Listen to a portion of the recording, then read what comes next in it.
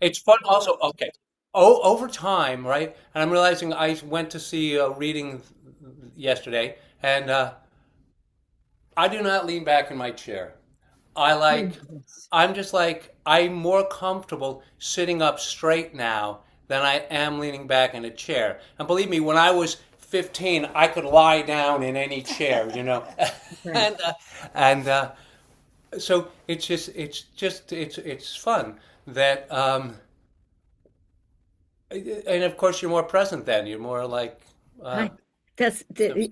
You're saying exactly what a Columbia student said today. He said the first term, first year, it was unbearable for him.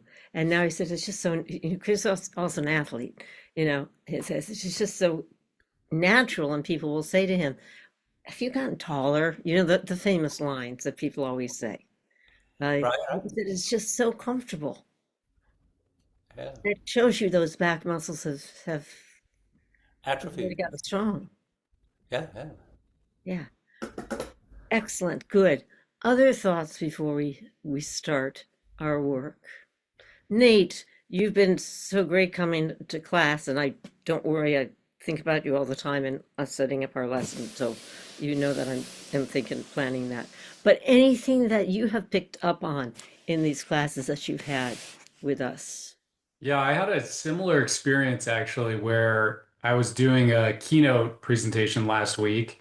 And usually when I do these over Zoom, I'm like sitting back in my chair and I have my feet kind of forward on, a foot support. And instead, I was sitting on this kind of disc, just no back support, sort of the way we've been practicing for the whole presentation. And it was really interesting how just like that alignment felt like it changed the quality of both of my voice, but also just my presence Oh, on the keynote. And one of the problems I struggle with is sometimes, especially early morning presentations, I'll get the kind of like mucus in the back of the throat mm, thing. And so I've been really experimenting with that as a way to sort of speak around that. mm, If that makes any sense yeah, without having to do the, like interrupting the whole talk to clear my right. throat. Exactly. And what you're going to find too that happens is that you're going to build up that strength. And why that happens is you're really clearing out the lungs because the diaphragm is getting stronger and it produces that, right? But in time, it doesn't. It's sort of like it's cleanses the lungs.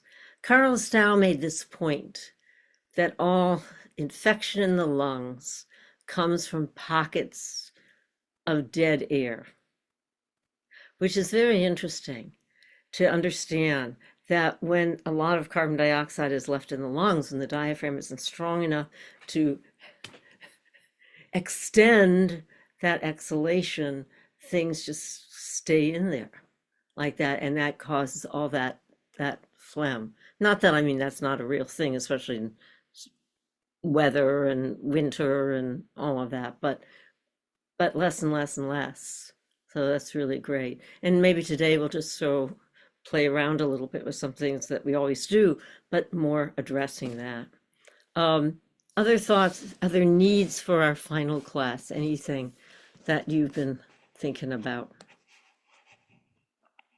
that you want to explore?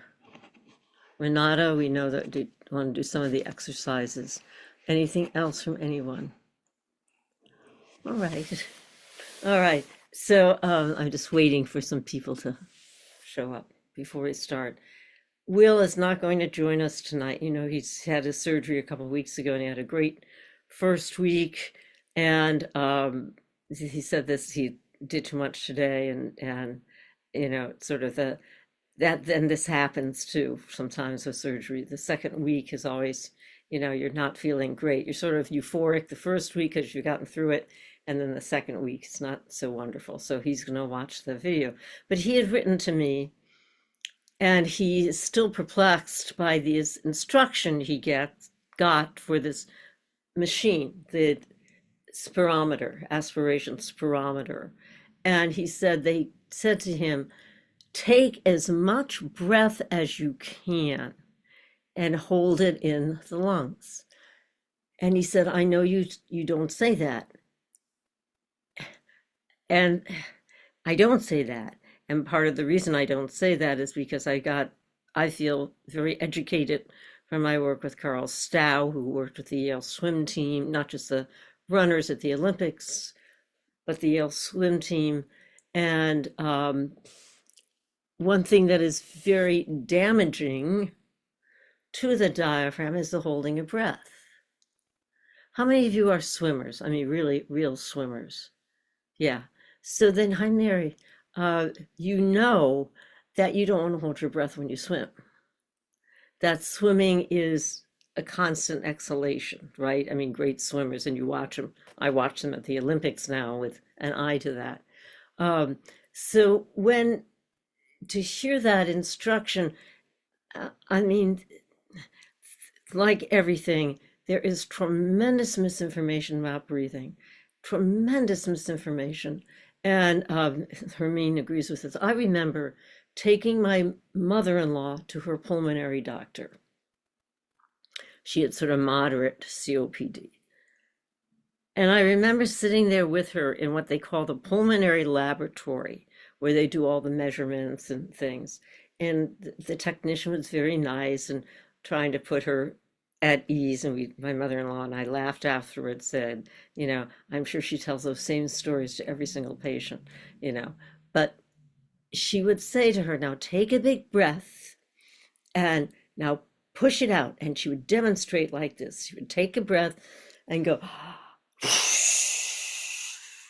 and I was just appalled. I was just appalled but that is the sort of misinformation, the bearing down, which, that's what causes a multitude of issues with people. Obviously, singers, they bear down on their diaphragm. It weakens it. They can't hold pitch anymore. There's all this stuff that goes on, and we have to really understand the physiology. It sounds, I know, very dogmatic, but we have to understand it. We have to understand that you are dealing with involuntary muscles. You cannot feel them. No wonder it is hard. No wonder it is difficult. The best we can do, and we're going to do this tonight, is work again with our hands to understand. Can our hands become sensitive guiders? Can they encourage the right thing to happen in the body? You have no idea how powerful that is, how that shifts something. And we have a fear about that, doing this for a long time now, and I've seen it. It's like, why are people so scared to put hands on their own body? It's just, I don't know why. Maybe it's something very primitive, pre-verbal, probably, who knows. But that is what we have to do. We have to encourage the right thing to happen, and we will definitely do that. So I loved how Matt started us off in class today. And Nate, the stimulation of the psoas muscles that stimulate the diaphragm. And we can't, I noticed at the review, the famous sitting comfortably erect, but it is really crucial. It is so crucial to understand how beneficial what you are doing in the body.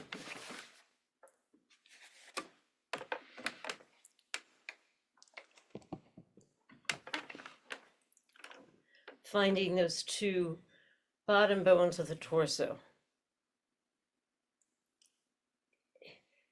Remember this little tool, this little way of aligning, of understanding, and that is letting yourself be rocked back and forth. Notice how I worded that. You're letting yourselves be rocked back and forth. And it should trigger a reflexive inhalation. You are not rocking yourself. So there is a distinction between that. and playing the old allowing hand of allowing the chair to rise up underneath your sits bones so that you feel total lack of any tension in the limbs, in the body. You're hanging up from the psoas muscles. That's a pretty good feeling. It's a pretty good feeling. Because if you're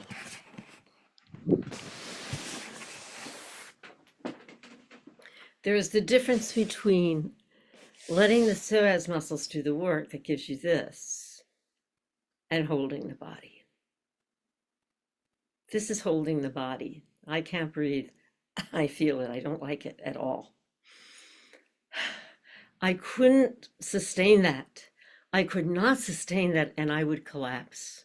My body would just that's it. You know, they can't, you can't hold. So we go from hypertension, which is the holding, to hypotension, to no tension, the blech. But here, you've invigorated these inner muscles. And you can play the game of getting lifted up over one sits bone and then lifted up over the other. And if you're really, really sensitive, it'll feel elastic. You'll feel an elastic stretch. That's the psoas. Two of them, one on either side. Remember I looked around for my elastic band, my cut elastic band, but you know how we have demonstrated that. Notice how three-dimensional it makes you. Go ahead and put hands on your rib cage, because we're going to do this on the lying down part, right? And just feel your three-dimensionality. When you're sitting comfortably erect, when you've engaged the psoas muscles, you feel like a barrel. You feel like a big old round barrel. And if you're giving presentations, maybe not so much on Zoom, because that's sort of a frontal landscape, right? But you know, if you're on a stage, you're on a podium, to understand that back space is very powerful. It gives you that presence, that round, open presence. And then the limbs just hang. Enjoy your body breathing you. Do an experiment for me. Do an experiment. Sometimes it's good to do that. And go behind your sits bones. And it can be very subtle. It can just be that. And then try to breathe. You'll find that you can't. You can only pull up in the upper chest to breathe, or use the shoulders, and then you come back and be comfortably erect. And notice how it permits the ribs to work. You know, this is how you work with musicians, instrumentalists, especially young folks, young people, because their use is so bad, just the chairs, life, whatever. And they're all behind their sits bones, and then they end up having shoulder issues and all of that, back issues, and they're young. So you want to show them that if they're behind their sits bones like this, they can't lift their arms to play an instrument. I'm sorry, you should see more of me, I know.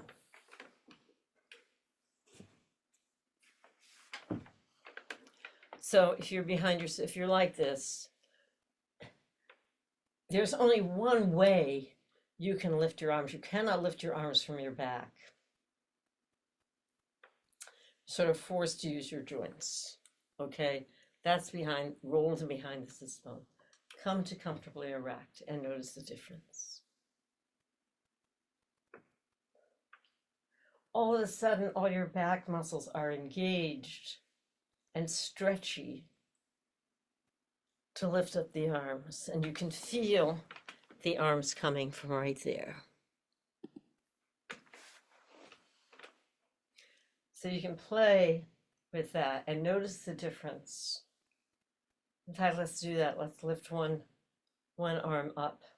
Put a hand here on the side so that you can feel how your intercostals are working along with everything else. And this feels sort of neat.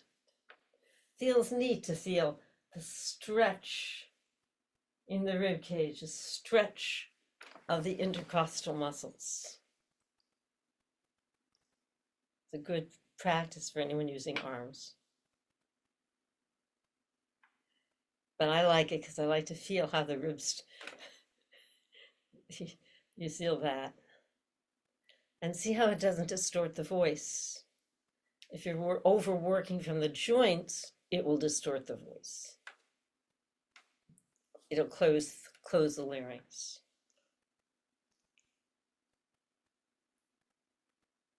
And you'll trigger that reflexive inhalation. That becomes sort of a teacher for you. Now we're going to go down on doing lying down work, and I know it's hard probably for you to do that, but you can watch me and feel it in your own body. But I want to do something we usually do standing, but we're going to do it seated today just because we're seated now. We don't have to be, but, and that's the lifting of the collarbone. If you think of it as shrugging the shoulder, you will do exactly that, which is that. I probably should stand because of the glare. It's still quite bright out. So you got your collarbone there. And when you're doing this, you're permitting your shoulder blade to slip on the back, which also helps your breathing. It's coming from here. You're not talking, you'll trigger a reflexive inhalation. And you start to feel the rhythm of time, the coordination. And it's a very different experience of being done to rather than you actively doing. If you have flexibility to put your hand so that you can feel your shoulder blade, you can feel how it slips on the back. We want that whole shoulder girdle to slip on the back because that's going to free your rib cage for breathing. You could do both.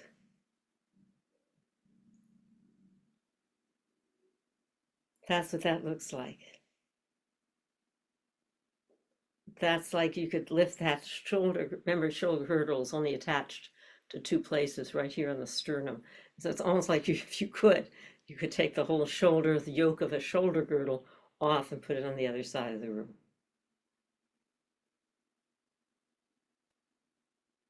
Notice how it triggers that reflexive inhalation. That helps you understand the integration of those inner muscles. The alignment, the talking of people talk about the alignment, and they talk about, kids were saying in school, the stacking of the vertebrae and all of that. That's not it. It is the integration, the alignment of the muscles, the synergistic alignment of the muscles of posture, movement, and integration and respiration. It's those inner muscles, and that will change the outer wrapper, the outer body. But because you're dealing with involuntary muscles, we have to sneak our way in. We have to find ways to bring into consciousness, and here's one way of doing that. Great. So you've done our rib cage exploration of feeling the stretch through the intercostal muscles. Very important. We want our intercostals to become very flexible, and we want the rib cage, the ribs to swing open freely. Great.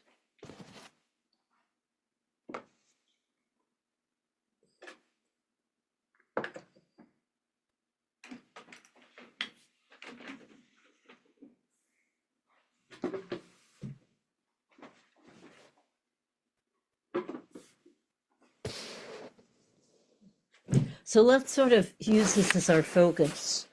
Um, that's going to be a little too glary, I think. Close this.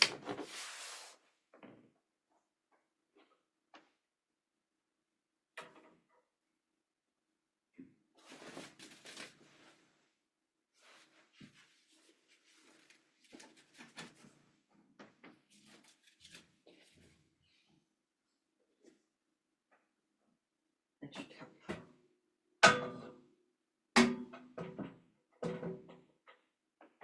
So let's use understanding the alignment of those inner muscles as sort of our way in.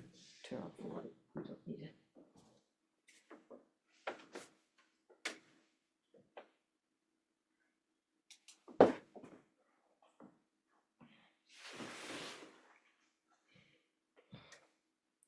In time, when you come to do lying down work, and you just lie down like that, and maybe you put something under the head, you're going to feel instantly the expansion of the rib cage.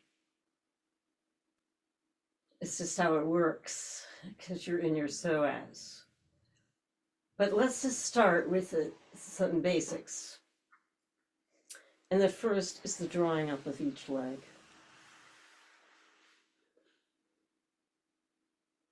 I'd like you to play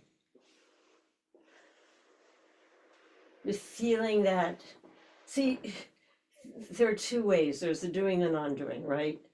And the doing is the yank, is the lack of thought, the lack of mindfulness of just pulling up the leg. That's a habit. We do that. People do that all the time. But I'm asking you to be mindful, not to try to feel something, but to permit. Notice the quality of time. You let your leg extend as though there's a string attached to your toes, and it was lengthening down the bottom of the leg. So that's how it is when those psoas muscles are moving up the leg. See if you can see the difference. I don't know if you can, but if I were to pull it up with my thigh muscles like that, that would be a very different thing. And now all of a sudden, and you hear it in my voice. You see how that works? Nate is absolutely right. It is incredible. But the moment I come from that wholeness, the voice is free. So that's the difference. Now, there is something I haven't done in a while, and I did it in school today, and I'd like you to play with it too. And that, because it's a nice understanding of how those muscles work. And it is a flexion. I hope you, I'm sorry, I would wear black, right? That doesn't never helps at all. We're going to flex the foot, but thinking of it as a lengthening down the back of the leg and out through the heel. And if you put your hands on your rib cage and you do it like that, and you're not talking, you will trigger reflexive inhalation and your rib cage will widen. That's how it works. That's the alignment of those inner muscles. Lengthening down the back of the leg to flex the foot. And then we're going to switch. We lengthen down the back of the leg and out through the heel. When you're working with a beginning student, sometimes it's just absolutely impossible for the foot to have any flexion whatsoever. Because the psoas muscles are still quite tight and short. But see, that's what it looks like. Let's see if you can see the difference if I just isolate the foot and flex the foot. Whole different group of muscles. But this is, the psoas. and it widens you.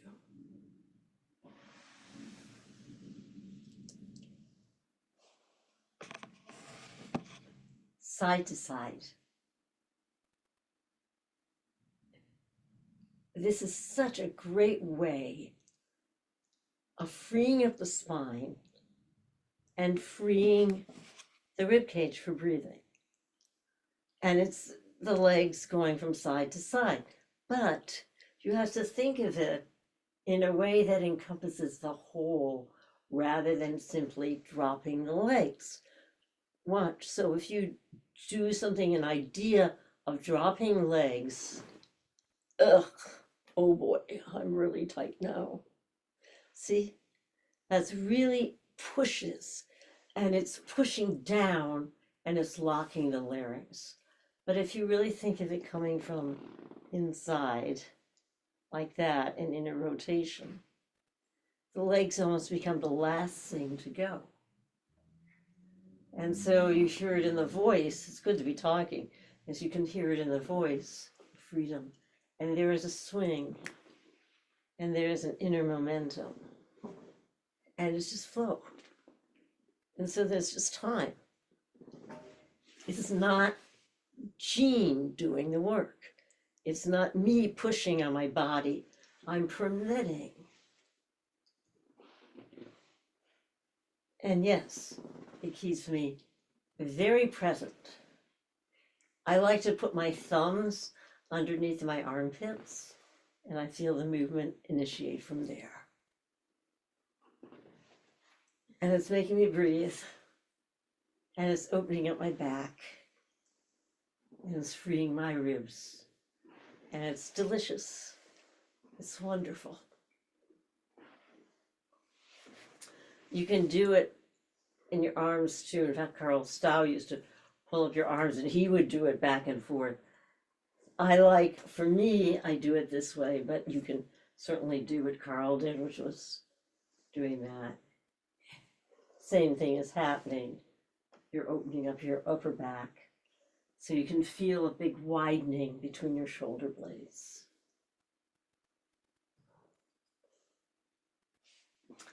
When you bring the knees to the chest, this is something very popular if you're going to physical therapy, and you really want to feel how you have your leg here, and you wait for the psoas muscle to lengthen, to do the work.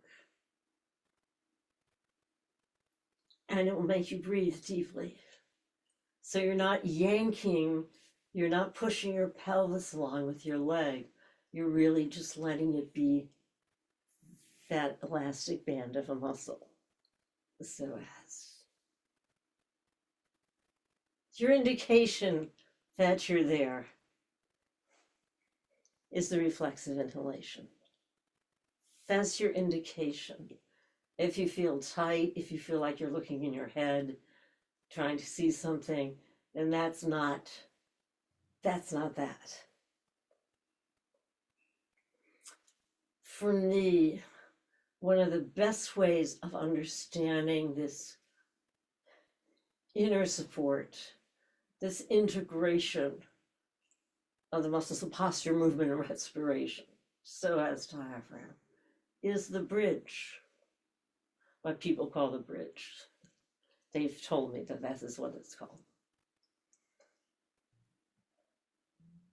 It is, what is it, a pelvic lift, I guess you could call it that.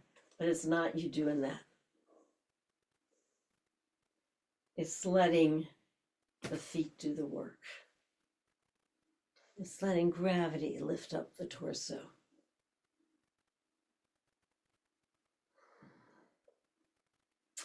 And then you just hang. You're hanging, and everything is free.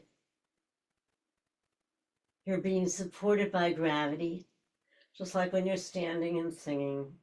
You're supported by gravity. And it just opens us up. Again, you can do experiments, and you can do it maybe in another way that you've learned how to do it. And then you see, can my limbs stay free from doing that? But this is like magic time. It's magic. It's like your body gets lifted. It doesn't have to be very high. You just want to get that understanding of those inner muscles working. And then you let yourself down. It will so lengthen your back muscles that you may need to do a little wiggle to lengthen everything. Readjust the legs if you need to, and we can have one leg. Let's see how best for you to see. I guess one leg down like that. One final thing before we get up, and that is putting hands on the belly. And we've been doing this a lot. And just feel how soft and pliable. Now your hands are going to be your teachers. They are going to give you, we're going to do a hiss, but it's the hands that do the work. The hands are going to supply the impetus, the motor, to engage the diaphragm to send up the stream of air. So the hands keep sinking in, they're doing the work. And when the hands can't sink in anymore, that hiss will stop.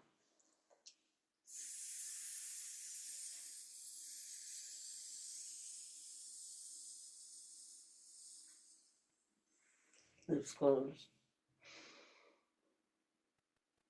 And air comes in.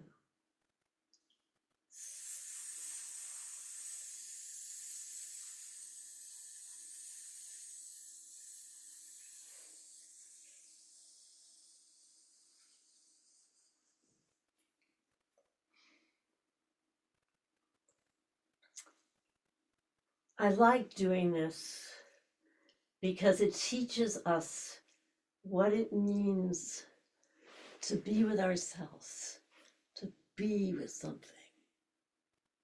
Not to be up here looking in, but to be, and to be present, and to just be there, encouraging something, like you had hands on a student.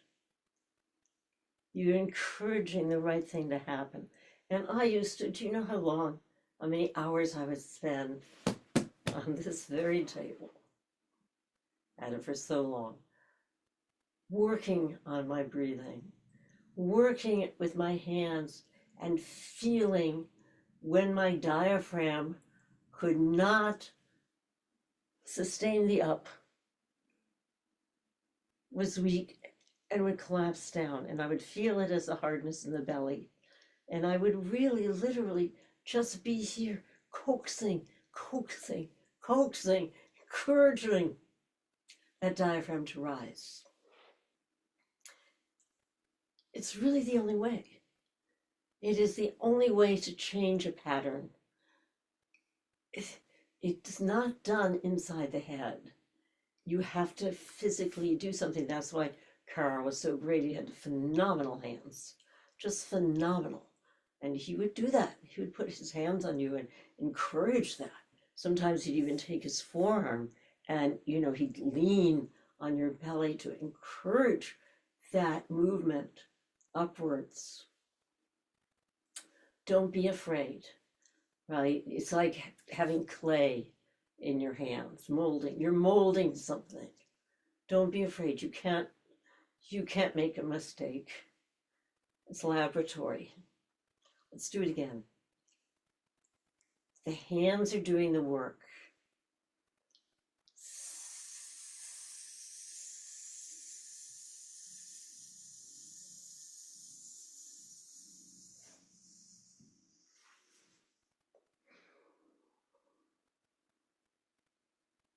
And you permit the inhalation. Now, see, this is our practice, right? No, we're not doing singing now. This is our practice. You luxuriate in the inhalation. Because you're really sending out a lot of carbon dioxide when you're using your hands like that.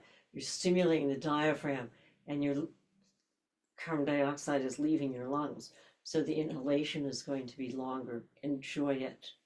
Don't rush to get to the next exhalation. Really just stay with it. stay totally focused and present. Let's do a couple more just for practice.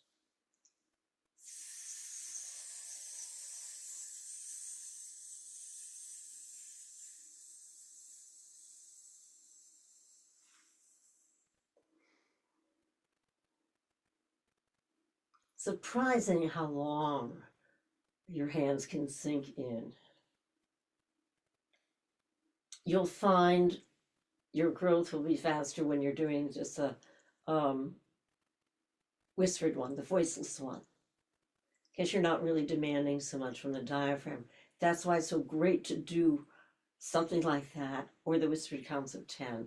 And so you're just getting movement going in the diaphragm, and what a valuable first step that is. If you just did nothing with that, things would change.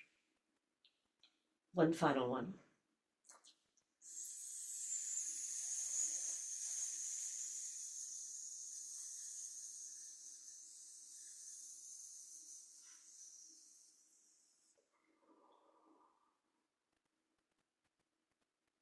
And you've done all of that good preliminary work to get the rib cage free and flexible, more free and more flexible. But you're going to find that as the diaphragm gets stronger, more flexibility is going to come into the ribs. So ways to practice, ways of getting things going and understanding and bringing to consciousness that integration of those inner muscles, which is everything.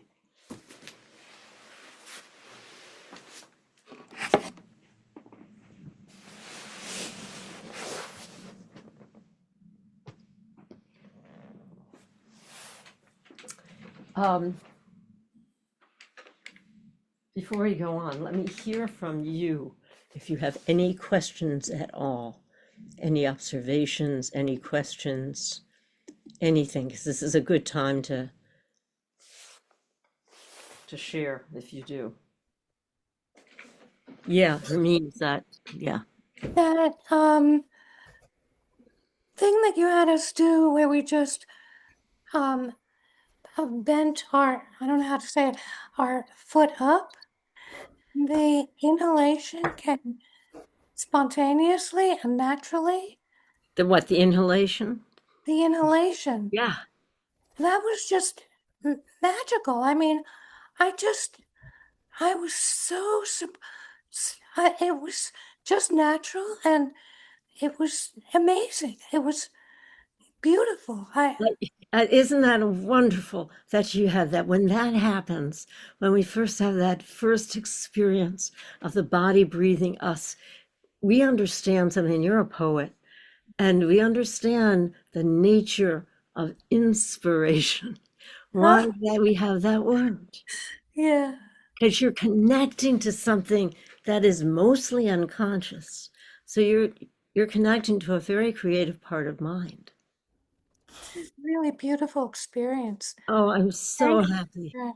Yeah, and also just to again luxuriate in the fact that you can just be there and just open and let something fill you.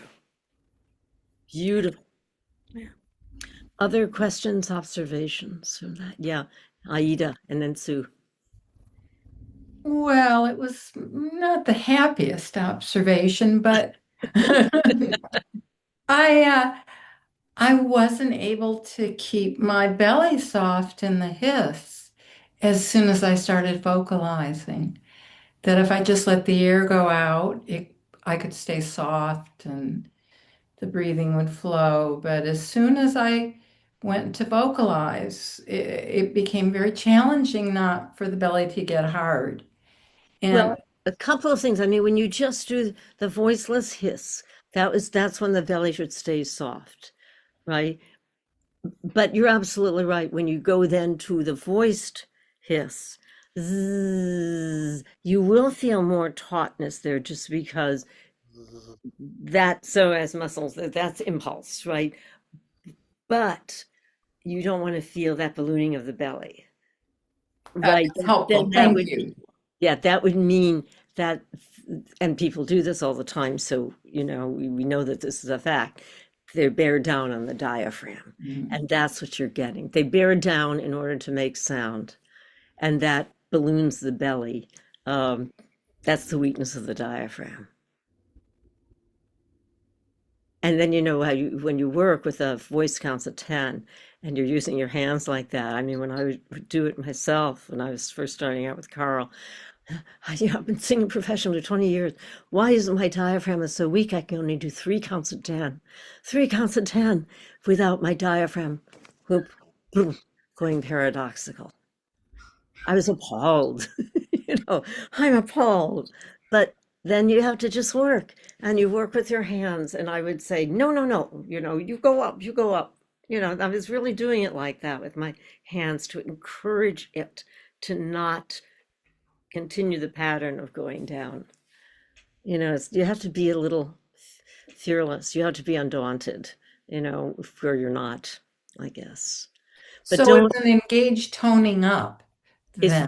that's exactly right. So when you are doing, yeah, you don't want to feel that ballooning. That's the difference. The hands on the belly, and you'd feel the downward thrust, but you will feel engagement. Sometimes people are very surprised and they say, "Oh, I'm tensing, when they're standing doing it. No, you're not tensing. That's the engagement of those psoas muscles to the diaphragm. Zzz, it has to have some strength there. Otherwise, zzz, that would be in the throat. So, yeah. So I'll pop to Michigan, or you can pop over to New York and I can put hands on you. We can discuss this further. So wonderful. Sue. Yeah, I found it revelatory when we were on the floor and the knees going to the side, and you said to place the hands under the Oh, armpits. yes. And I mean, I've done that a million times, that move, and in with you too. And I never understood until you had us do that. Um, Suddenly, I was just so open and free in that movement, and then coming back to sitting, my whole back feels different. Yeah. Um, It's so nice, isn't supported it? and open. Yeah. Think about how, because we're so used to doing a movement, but to understand that there's something internal that does it is really different. Yes, Matt. Yeah, as I remember you doing this some time ago, a similar kind of thing, and realizing that just the slightest impulse to raise my arm can bring the instinctive breath, can trigger the instinctive breath. It doesn't have to be much at all. You can be just barely moving it, and there it is. It's very It fun. is Um, very fun because you're directing very powerfully with your mind about where is it coming from, and that's I think the difference is we're just not doing a movement. We're directing so clearly with our minds where does that initiation come, right? That if you have your hand, um, you have your hand here. right. So that you're aware, and that's why we have that direction. Fingertips lead the arm into length. Yes. Ah, that does that. That's Yeah. that, and that feels wonderful because then you just feel like you're just one stretchy piece of material, basically, right? That there's no separation of limbs. There's just one wholeness, one stretchy piece of fabric, and that's wonderful. We'd always say that there is direction from the left hip up through the right fingertips. But Hmm. that's how it works. Great. Cool. Other observations or questions? Yeah, anyone? Did I see a hand? No hand. Okay. So let's stand and let's do some of our other little things before we sing.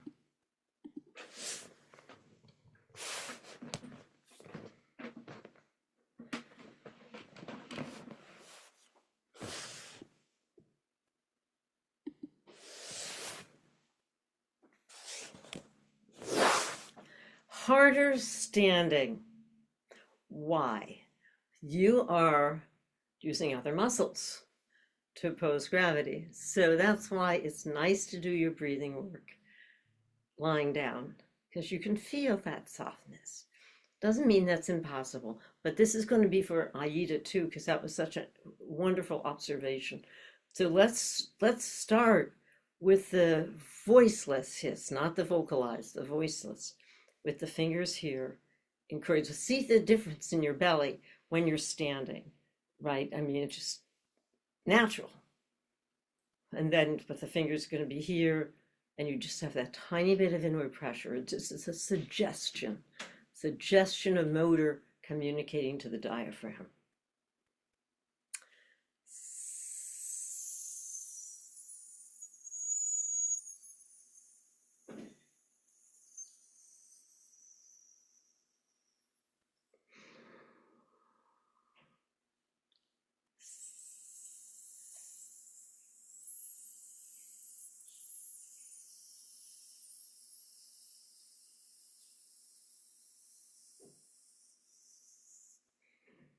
See, it's a suggestion. The fingers are suggesting, right? They are doing something, and you can tell if you're doing this in the mirror, if you're doing this in your Zoom screen. If you're looking in, things will deaden. Everything will go down. It just happens that way. So you've got these teachers all over the place for yourself, because it enlivens us. It opens, see, that the smile comes, it's not psychological, it's physiological. You're opening up the back of the throat. When you work in this way, you're aligning the muscles, you're opening up the back of the throat. And Matt, you know, you were saying this in our class the other day about the open throat. But that's what happens. The inner smile is that, but it comes from that alignment of those muscles. When people say, well, you're smiling, that's no, not trying to. It just is the way it works physiologically. It opens you back here. Right? Alexander talked about that when doing whispered ah, you know, the light behind the eyes, the twinkle in the eyes. That comes from here. One more voiceless, just so that you can not worry about voice.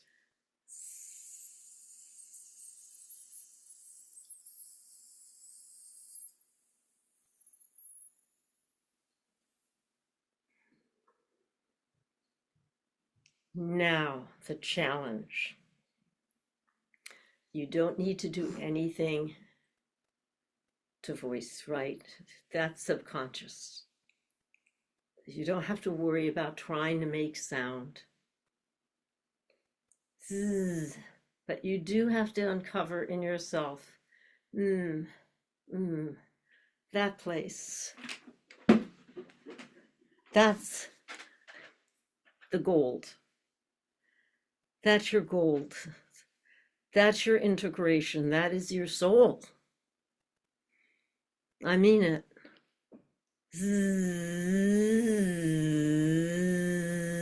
And this is Aida again, the talking of this. You're going to feel that powerful engagement. You will feel that powerful engagement. It is not a bearing down, but it is engagement. And it keeps us expanded. You know, voice teachers, maybe some of you have had voice lessons, and teachers have talked about keeping the rib cage open or the back open or all those things. Absolutely. But we don't do it. And I've always thought it was very well-meaning, but it's not right, because the well-meaning part is that they know how it is with people who use their voice well, great actors, great singers, that there is an expansion. But if you try to make the expansion, try to hold out the ribs, you're just producing tension. But when you powerfully engage the diaphragm from impulse, from that place,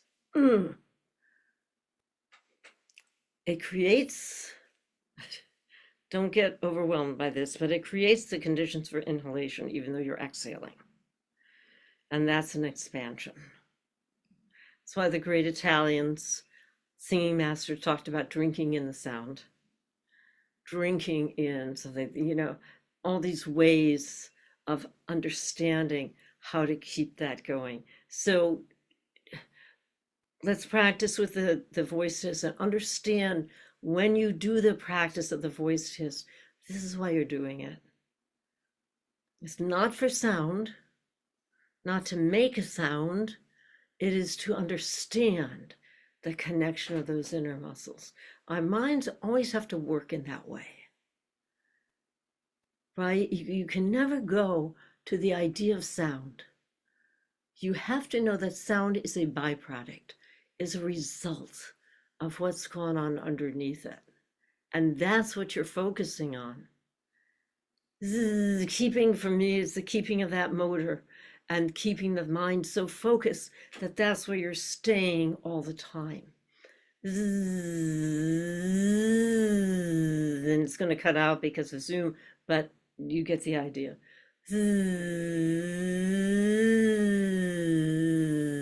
My diaphragm stays engaged from me, from my need, my desire to express my urgency that is so preverbal that you cannot put language to it, and that's why it's so difficult. You have to sit with it. You have to uncover it. Use every tool in the book to use every experience, the baby's cry. What's inside that? The howl of the wolf, the cry of the loon. I mean, all of that in nature. And you penetrate it. You let it come upon you. I really mean that. I really mean that. It comes upon you. You start to feel it in your own body. That's again how I teach through the demonstration. That's the osmosis. My joke. I'll do all the work, just show up. I really, as you say, that's a terrible thing to say. It means they don't have to work. No, I think they know what I mean. But you're sort of like that. I will do it for you.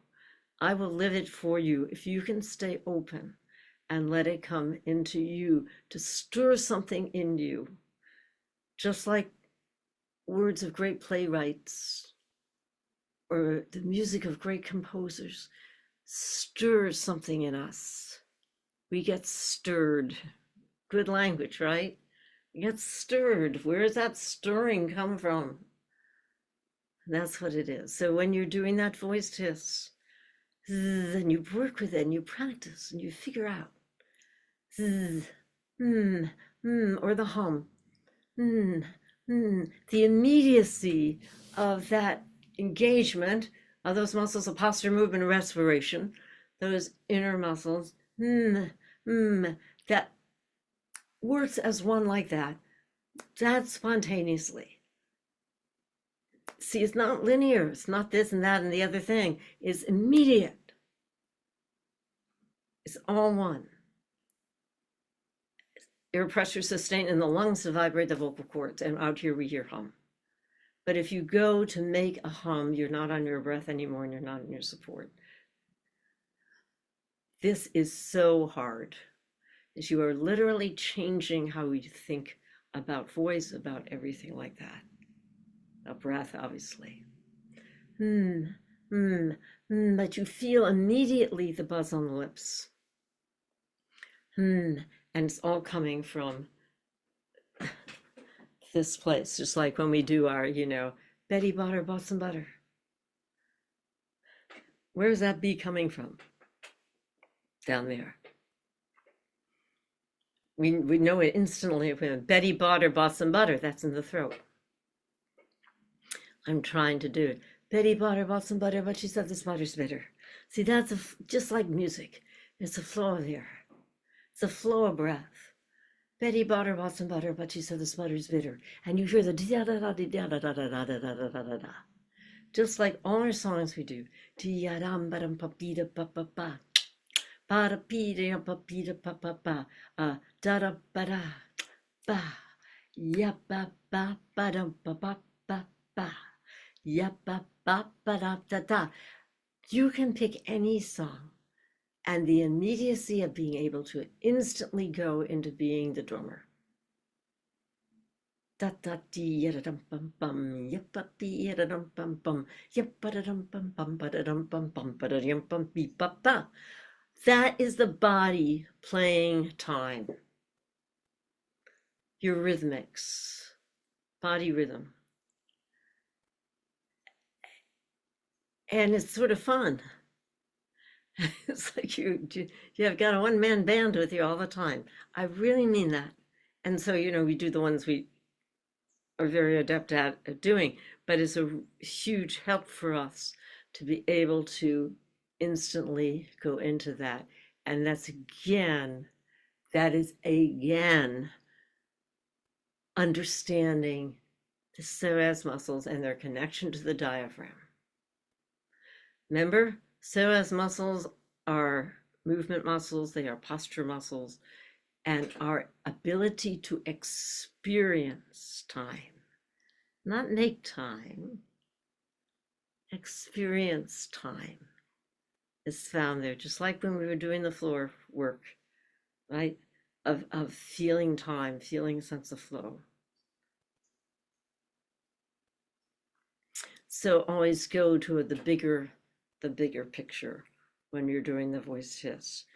Here's something that we haven't done in a while, and maybe we have, I forget, but it's the lip buzz, because again, it helps you understand the integration of those muscles, and you could spend a long time on this, figuring it out.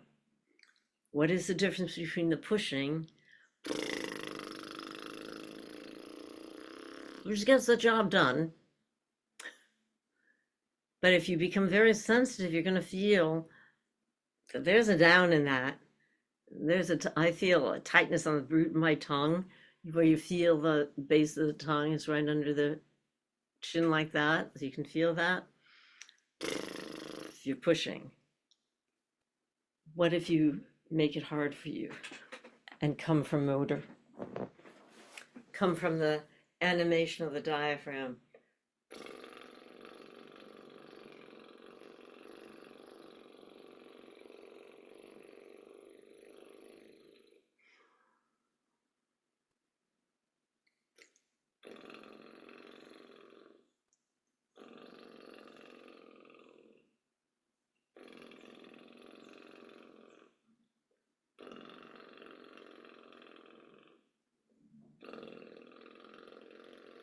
And there is a part that is so not me doing it. If you can understand that distinction, the me would be me. But the not me part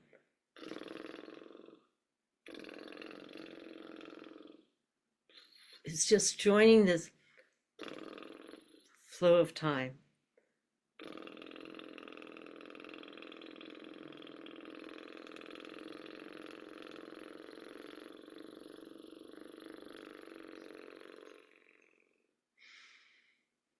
And if you want to build strength in the diaphragm, that's the practice. Because you're keeping your motor going. You're keeping that. And at first, we're not strong enough. First, the connection isn't strong enough, and the focus of mind isn't strong enough. You let it be. Then when we go to sound it, and this is great if you're doing presentation in the morning, like Nate was saying, or Matt is in a show, a play, and you want, really you've had a long rehearsal and you're feeling the fatigue, and you do this, and if you do it with sound, it's going to create a regular rhythm in the vocal cords, a regular vibration in the vocal cord, and that's a regular sound wave. So it acts as a vocal massage. It does not act as a vocal massage if you're pushing. The sound comes out absolutely, and the lips buzz, but it is not.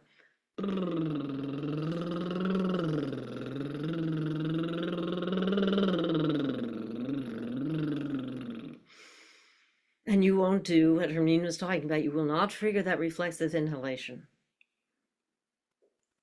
because the diaphragm is going to stay elevated.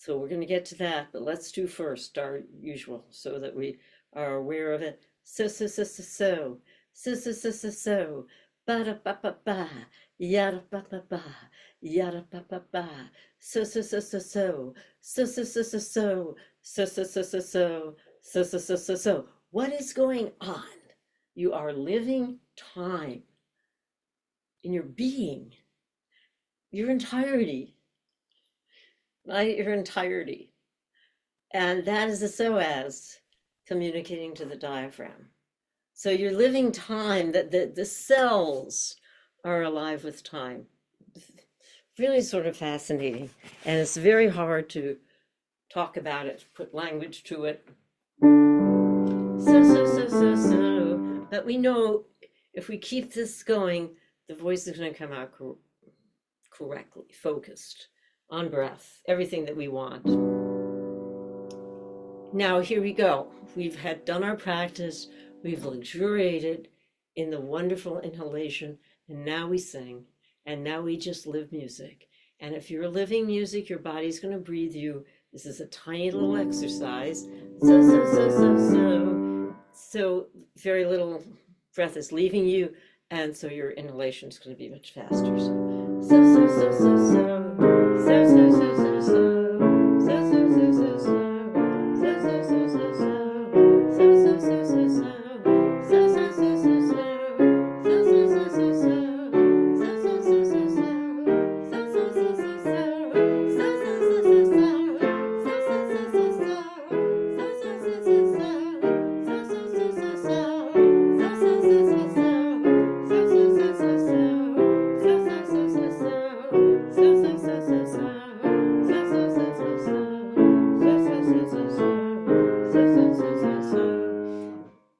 I want to tie this up to what I said earlier, that as I'm doing that, my mind is always clear on what my process is, right? As I said earlier when we were doing the hiss and doing the voiced hiss, that you always have to think about it being the result of something, right? It is not about making the sound, it is that you're keeping the breath going. So for me, in doing this just now, it is the continual renewal of being here, being in my process. That is what breathes me, and that is what focuses my voice. So I want you to think about that if you weren't. You know what I mean? Renew. Go back to your process so that you don't go rote and you just don't sing. But you're with again, tying up everything that we talked about tonight, you're with yourself. You're with something, right?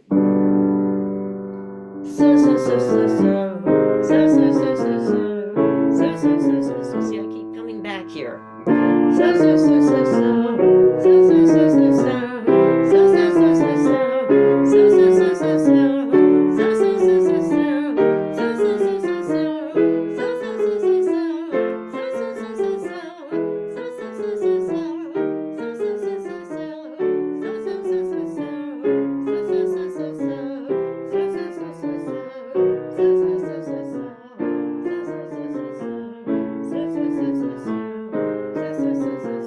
I get stirred by music.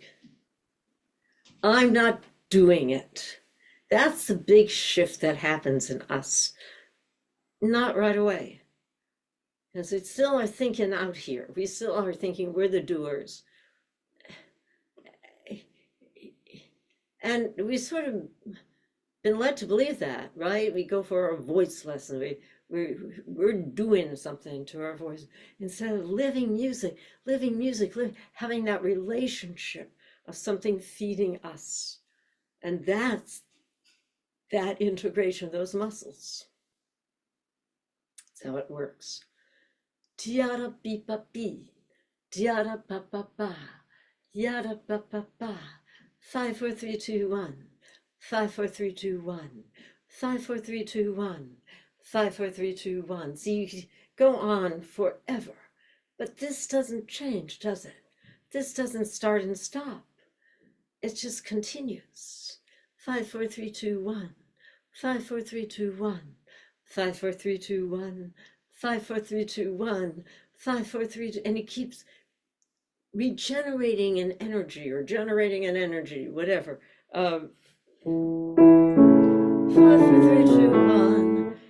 Very tricky to start doing words because the temptation is to make the word. It's like doing text, right? 5, 4, see? 5, 4, 3. That's the temptation. 5, 4, 3, 2, 1. 5, 4, 3, 2, 1. 5, 4, 3, 2, 1. 5, 4, 3, 2, 1. 5, 4, 3, 2, 1.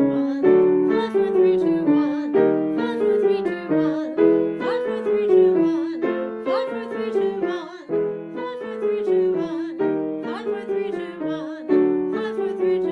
2, 1. 5, 4, 3, 2, 1. 5, 4, 3, 2, 1. 5, 4, 3, 2, 1. 5, 4, 3, 2, 1. 5, 4, 3, 2, 1. 5, 4, 3, 2, 1. 5, 4, 3, 2, 1. Can you hear the music in that I'm not wording this at all well, but the music in that is compared to hearing it from the word. And the distinction, I know it's hard on Zoom, but the distinction between the doing sound, 5, 4, 3, that would be, you would say to somebody, you're in your throat. 5, 4, 3, 2, 1.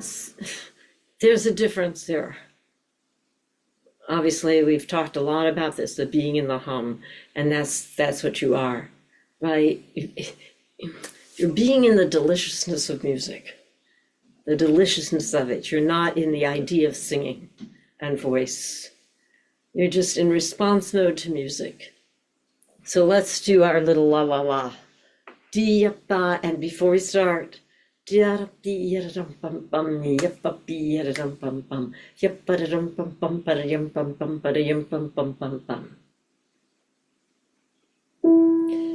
let's do it normal tonight. I know we do the la la la. That's nice too. La la la la la la la la la la la la la la la. See, you waited forever. La la la la. No normal. La la la la la la la. What that is showing you is that you stay in the goo. You stay in the flow of time. You're suspended, but this never ends. And so something gets stimulated in us, whatever it might be. One more like that, maybe. La la la, la la, la la, la la, la, la la, la la, la, la la, la la, la. La la la la la la. Normal. La la la la la la la. La la la la la la la. La la la la la la. You know, some songs, and we do them here, right? They're very enthusiastic, and they're fun, and we sing together, and it's great. I mean, we can't sing together here on Zoom, but I'm talking hypothetically. And obviously there is a place for that. But to me, this is so much more satisfying to feel that connection to music. And let myself be a vehicle of the music. La la la la la la la la.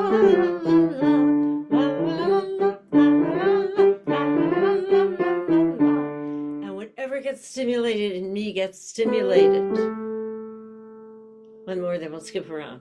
La la la la la la. If it's too high for anyone, you drop out. La la la la la la la la. La la la la la la la la la la.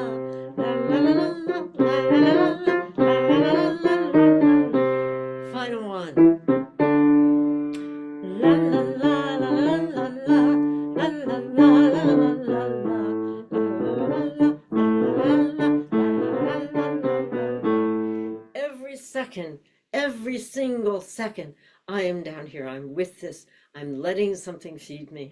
I'm connected to that feeding of me rather than the jumping high and singing. That's the hard work. We may start out very well, and then we all of a sudden creep up and we get enthusiastic and we go high. And then we feel frustrated because teacher is telling us that we pushed or were high. And to stay that grounded in yourself and focused is very powerful. It was very powerful. And if it makes you feel a little nervous, that's very normal. As you're really, it does do that, it makes us feel that vulnerability. Dida yada pa bida pa pa pa. Dada dida pa bida pa pa pa. Dia pida pa pa da da da dia pa bida pa pa pa dia pa bida pa pa pa. See, when you're living something, it's communicating to the diaphragm and it's making words for you. And you know the difference. If I were to go D D D D D D D D D D, you would hear it instantly as wrong. Da da pa di pa bi da pa pa pa. Ya da di di pa pa da pa pa pa. Ya da bi di pa bi da pa pa pa di pa pa da da di pa bi da pa pa pa. And another thing that happens is that I am not, without knowing it, I am not thinking linearly. I am not going note to note to note to note to note to note to note to note to note. And this goes back to a few weeks ago and Anne-Marie talking about doing runs in the flute. It's the same sort of thing. It's the sense of the whole of it. And for those of us, the Alexander people, we talked about Alexander direction, and Alexander said, you say give directions one after another all together. Same thing. Look how odd all this language is, trying to explain what this non-linear thing is. The great actor, Michael Chekhov, sense of the whole. Sense of the whole. Right? That little demonstration I do is saying the circle already exists, and I just rub my hands over it like that, instead of thinking of creating something. And that's coming from here. So clearly, as you know what the song was, she'll be coming around the mountain. Let's put it to words, but speak the words. What's the first instinct that you have? Was it to go high? Could you feel that in yourself to go, she'll be coming around the mountain when she comes. She'll be coming, see, and it's so interesting to think about how words are being said when it comes from here, when it comes from breath, rather than from throat push. She'll be coming round. See, that's here. She'll be coming round the mountain when she comes. You hear the through line of hum. She'll be coming round the mountain. She'll be coming round the mountain. She'll be coming round the mountain when she comes. That's what you have to keep going. Very easy in something like this to chop it up. Like that. Keep your smoothness. Da da dee da da da da. She'll be coming round the mountain when she comes. She'll be coming round the mountain when she comes. She'll be coming round the mountain. She'll be coming round the mountain. She'll be coming round the mountain when she comes. She'll be driving 6 white horses when she comes. See, that's on breath. If I went, she'll be driving 6 white horses when she comes. That would be all down. That would be all in the throat. You would then feel it pushing down into the belly, right? That would be the down of the diaphragm instead of, she'll be driving 6 white horses when she comes. She'll be driving 6 white horses when she comes. She'll be driving 6 white horses. She'll be driving 6 white horses. She'll be driving 6 white horses when she comes. You're getting that going. Breath will come in wherever you want it to. She'll be driving 6 white horses when she comes. She'll be driving 6 white horses when she comes. She'll be driving 6 white horses. She'll be driving 6 white horses. She'll be driving 6 white horses when she comes. We will all go out to meet her when she comes. Enjoy that line. We will all go out to meet her when she comes. Because if you tried to do it, we will all go out to meet her, you'd be behind your time. We will all go out to meet her when she comes. We will all go out to meet her when she comes. We will all go out to meet her. We will all go out to meet her. We will all go out to meet her when she comes. You are being drummed.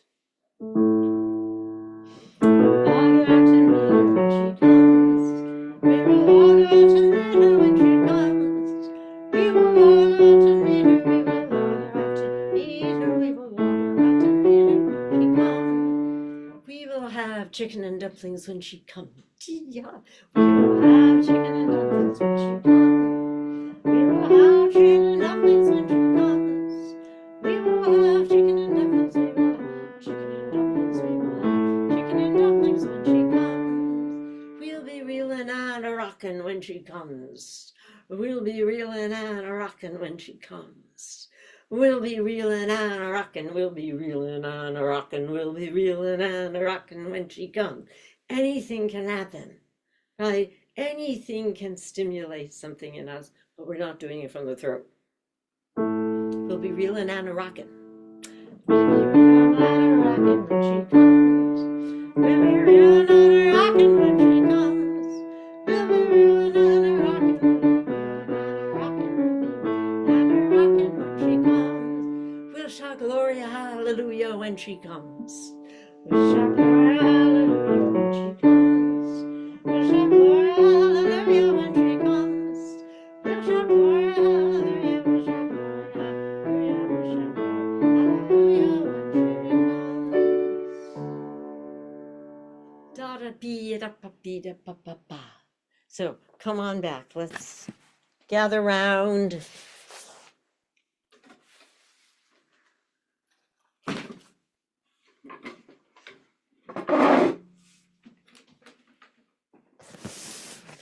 Observations, questions.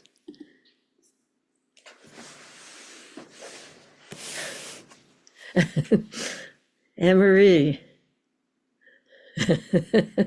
It's the most beautiful smile. No, I So, was just saying thank you. questions, thoughts, everyone. Oh my goodness, you beautiful smiles on your face. Joanne, gorgeous. Questions, thoughts, experiences.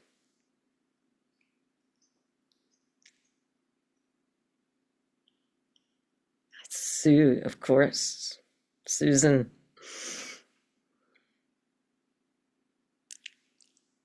Oh, are you unmuted? We can't hear you. Yeah. Is that me? I was asking about a little bit more about that sense of the whole that you were talking Oh, about. our Susan. Sorry. Oh, the other Susan. I'm sorry. Right. So I'm Susie. signing while I speak. That as something you said, Jean, that I don't know. Sometimes I hear things in a different way, or maybe it was the word, but this it's just so very profound for me. You know, this idea that this whatever we call singing is merely a byproduct. Yeah. And as an artist, I think about, this, I've always said to you, I mean, and I used to sort of say it, my dirty little secret is I really never cared if I sang a song on stage. I just wanted to keep doing the exercises because they were just endlessly something. And that sounds ridiculous, of course, but it's the same sense memory exercises, all of these things. And a character is a byproduct, and there was something Yes. very profound in that. I thought, and that's the paradise lost. That's the thing, is being in that flow, and these beautiful things that we get to do for the world and with the world. That's beautiful, but oh my God, I just that's sort of like I want to just it just embodied so much. Yeah, I totally agree with you. And watching you just talk about it right now is so eloquent. As your whole body was just living what you were saying. Really beautiful. Yeah, I just And that's what you give your actors when you direct them too. Do you see? Yeah. Yeah, much of what you said today, I was thinking about. I'm directing something right now. I won't get off too much, but it's a very actually charming plays, and some of the characters are pets and animals. And I say, no, we're not imitating animals, but it's that thing that we're all talking about. What Yes. is the yearning of this person, this character, all of that, and everything just comes out when we connect with that. We don't have to do any work. It's wonderful. Yeah. Wonderful. So, anyway, thank you. Sue. I was just thinking about what you were saying about experiencing the whole rather than Yeah. the chopping. And obviously, you know, you don't want to be chopping into the little words. But I was kind of wondering how large that vision goes in terms of the music. And I was, for me, it was like extending beyond the like. There's the kind of silence in the phrase as well. Absolutely. So living through that as well. Um, yeah, just Absolutely. how you're perceiving how big that whole is. You know, is it the Yeah. whole music? Yeah. Yeah. And I mean, even our little thing that we do when we are in that state of suspension, it's still pregnant with meaning, pregnant with music. That has not stopped. You know, it's not the stop any sort of stopping. It's just a continual flow. I think about this all the time with you know, well, I mentioned it so much in our class, and Pavarotti, and watching him, and you know, standing there in front of orchestra, and while the orchestra is playing, and then he just immediately opened his mouth, and there he was. He was just living it constantly, being in that flow, so that there was no stopping, breathing, going. It was just all coming out of the wholeness. Anything else from anyone? Well, this was really, I feel, a tremendous 4 classes. It feels like we went so much longer because I think we just delved into so much. And part of that is, you know, your help when you do send questions to us and observations, which is really, really terrific. Renata, are you still here? There you are. Did that cover the things that you wanted to work with? Good. Did you want to unmute and tell us, or yeah?